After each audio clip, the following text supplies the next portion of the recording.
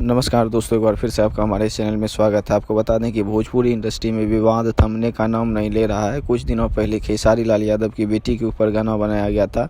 अभी यह हुआ है कि पवन सिंह के बहन के ऊपर गाना बनाया गया है। दोस्तों, इस वीडियो में हम बात करेंगे। तब तक आप हमारे इस वीडियो को लाइक कीजिए, वीडियो को शेयर कीजिए, हमारे चैनल को भी सब्सक्राइब कर दीजिए। आपको बता दें कि भोजपुरी इंडस्ट्री में लगातार माँ बहनों के ऊपर गाने बन रहे हैं और यहाँ तक कि भी बड़े बड़े स्टार भी इनसे नहीं छूट रहे हैं। इसके बाद से खेसारी लाल यादव की बेटी पर गाना बना और डिम्पल सिंह जो कि भोजपुरी एक्ट्रेस है उनके ऊपर गाना बना। अब फाइनली पवन सिंह की बहन के ऊपर भी गाना बन चुका है। आपको बता दें कि इस गाने को विमलेश कुमार यादव ने गाया है और भोजपुरी बचाओ यूट्यूब चैनल से रिलीज़ किया। आपको बता दें यह सब हालांकि ठीक नहीं है।